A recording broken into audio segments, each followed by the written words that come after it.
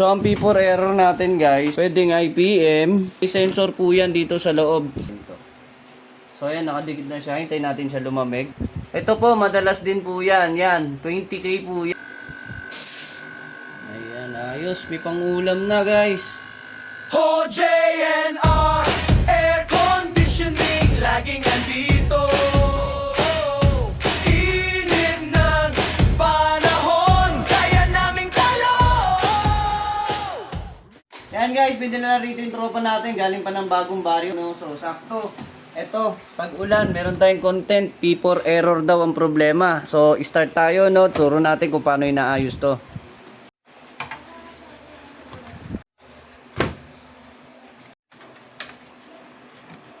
Ayos. Kompleto yung sensor. Very good si technician, no? Dapat talaga pinupull out yan para na-check yan. Din sasamahan natin ng kwento itong mga sensor na to. So yan, check natin yung sensor, no? Kung may problema o wala.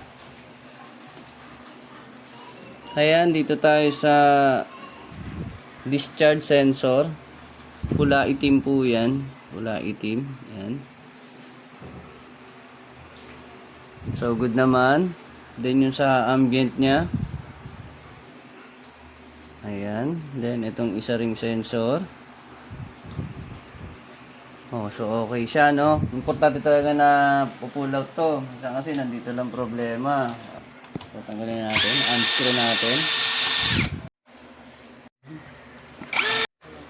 So yan guys, papakita natin yung yung mga possible problem sa board, yung P4 error. So ang P4 error natin guys, pwedeng IPM, yan, o kaya capacitor, ito, yung sa 15 DC nya.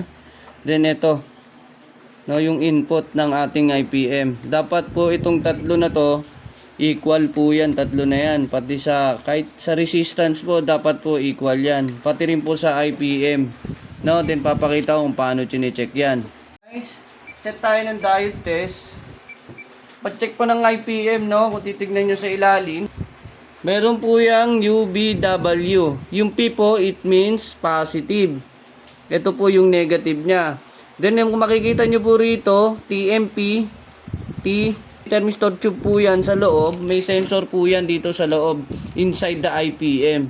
No, so kung okay itong sensor natin, kung yung IPM natin nasira po, pwede pong mag-protect yan. Kahit sabihin yung okay po itong UBW. So malinaw po yun, no?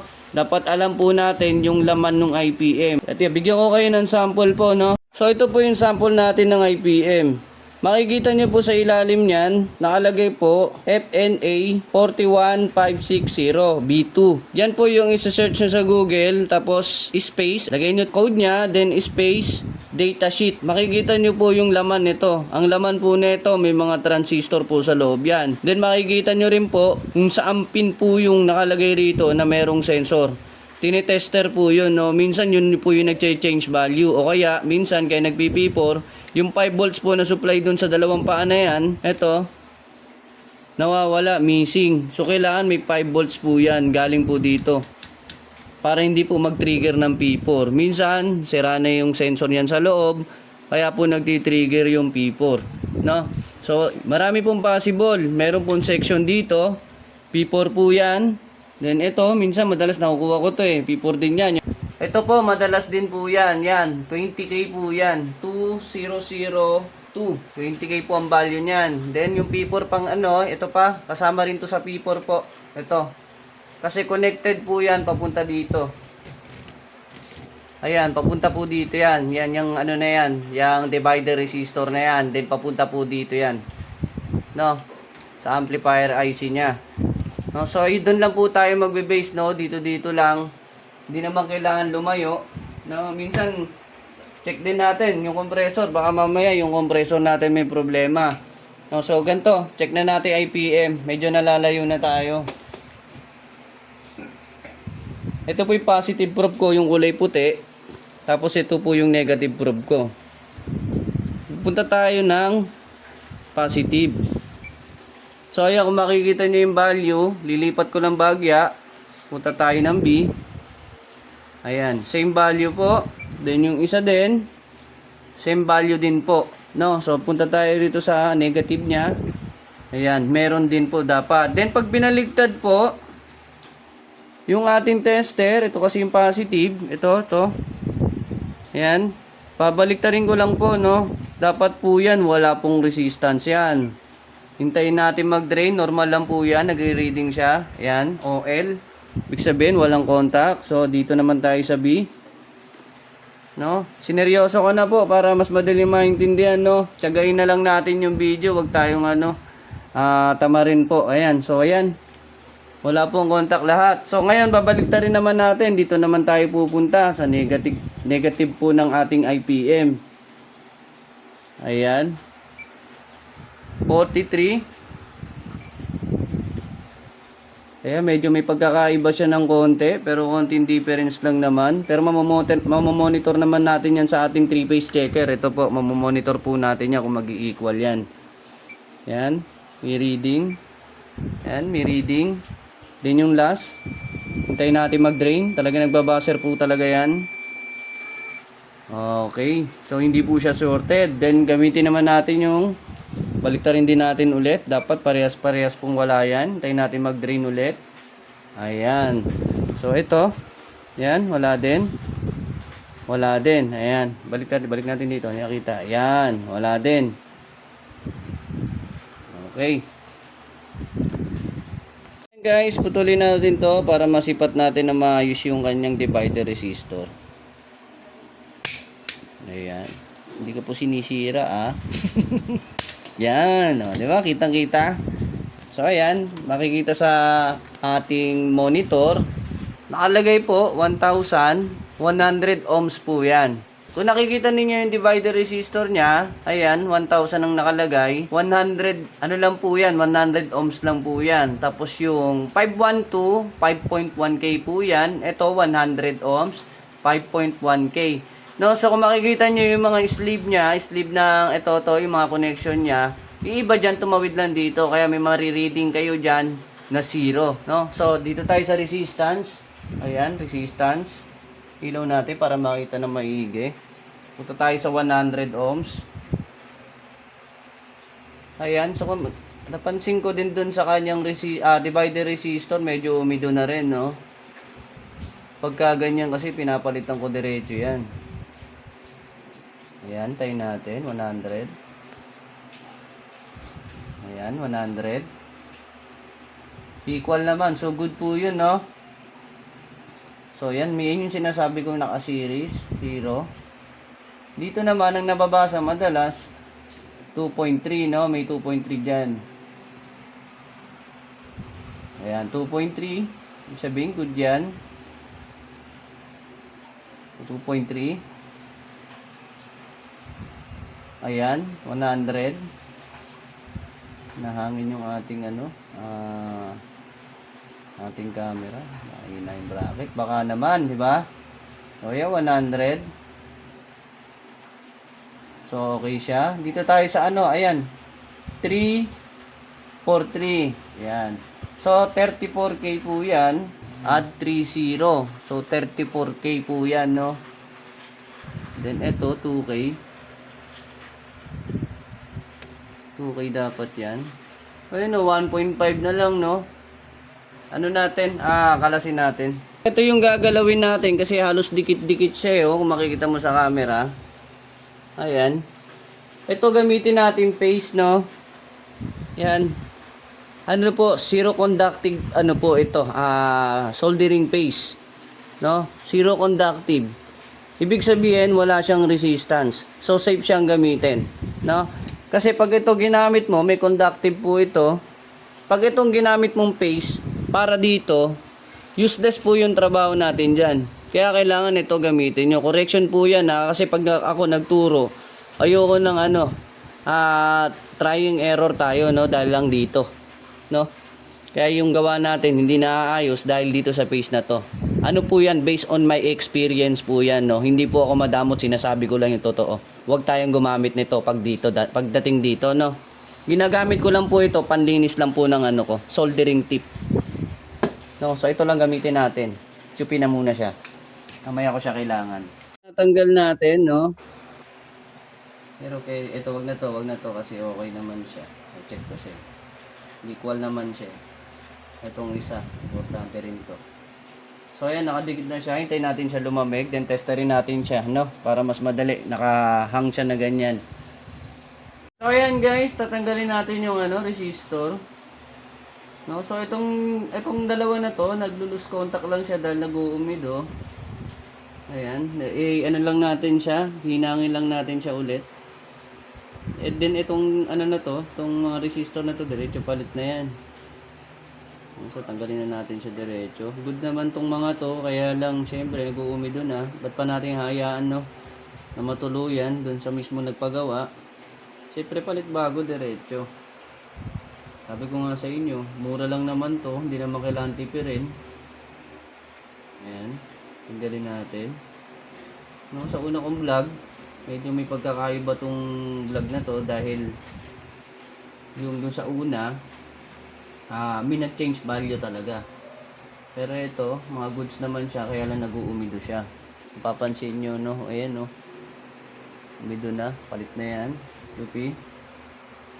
Ayan. Then, tetesting natin siya after natin siya palitan. So, linis muna tayo, no? Linisin muna natin yan. Gamitan muna natin siya ng soldering iron. So, ayan guys, apply tayo dito. Ito, desolder wire po tawag dito.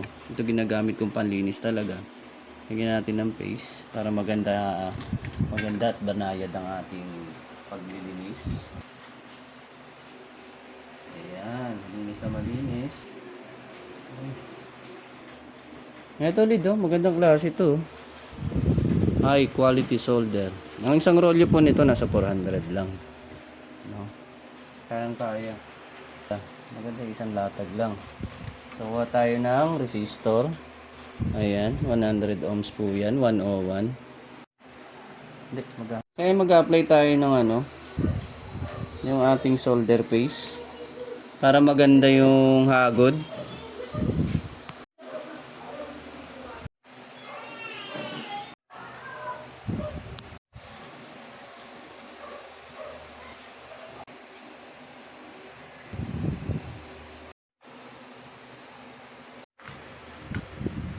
So yun guys, brush muna tayo.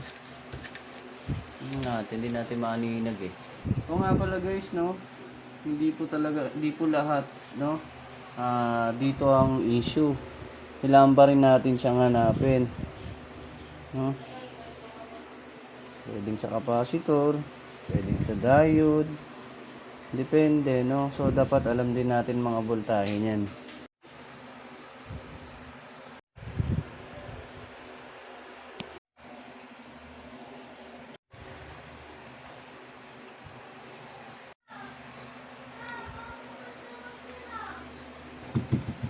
So ayan guys, no? Ito yung mga pinalitan natin. Ito.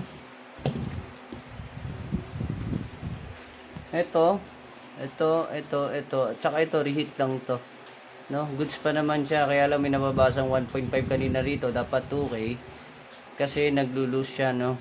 So ayan, nakahinang na siya, no? Pakita ko sa inyo, testerin natin. 2K na yung nababasa niya kanina, 1.5 lang.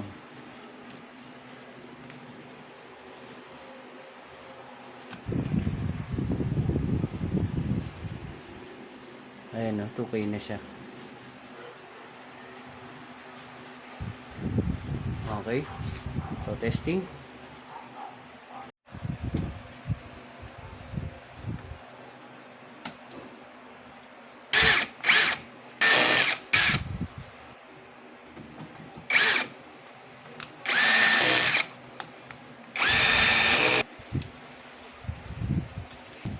Saan? Line A neutral. Okay, testing. Nakakabit na yung compressor.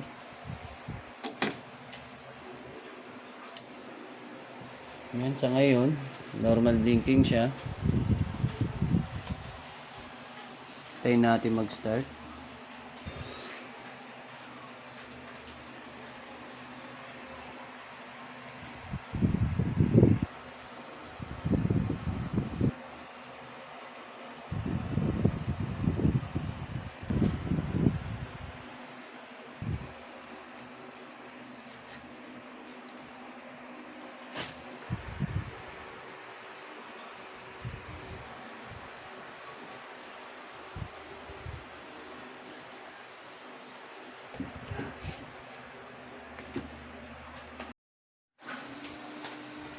So ayun guys, gumagana na, no? Mag-apply na tayo ng thermal paste, saglit lang.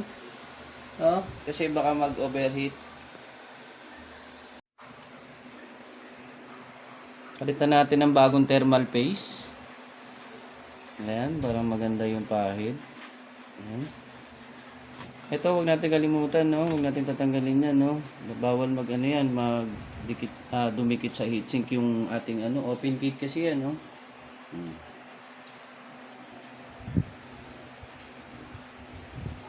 Malinis para dapat.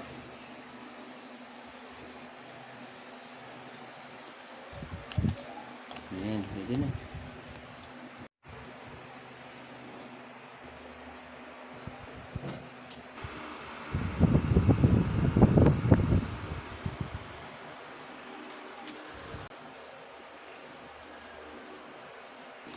Ayan guys, maganda yung ating thermal paste, no? Zero conductive din po yan. Huwag tayo gagamit ng mga nabibili sa tabi-tabi lang. No? Dapat ang klase.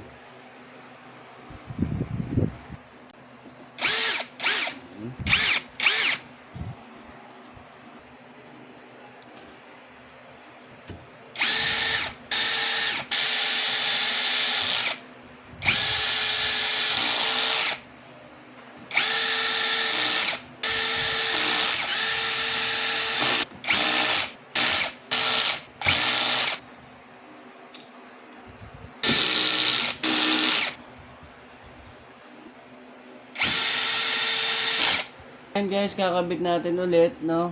UBW. Ayan.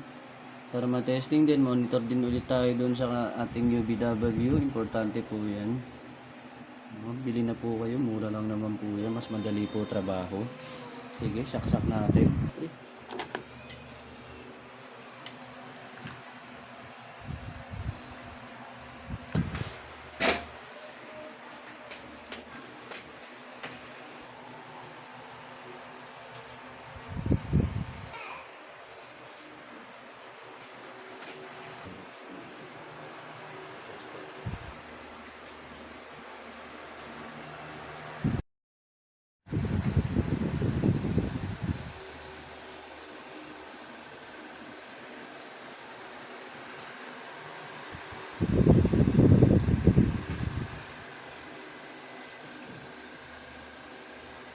Ayan guys, okay na, no?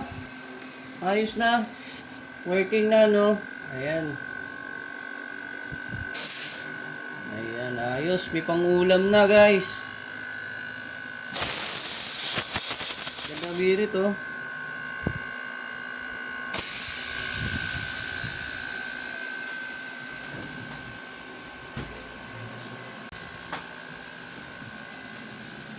So, ayan guys. Okay na po yung unit, no? So, working na siya, no? Ayan. Ayos na ayos, no? Like and share na lang po and subscribe, no? Sayang po yung ating pag-like kung wala pong follow. So, salamat sa inyo guys, no? So, follow and like and share na lang po. Follow na lang po tayo sa ating YouTube channel, no? JM Electronics po. Thank you po sa inyong lahat. And kung may gusto pa kayong malaman about sa electronics dito sa air conditioning, panawakin pa natin, no? So, salamat, no, sa inyong lahat. OJ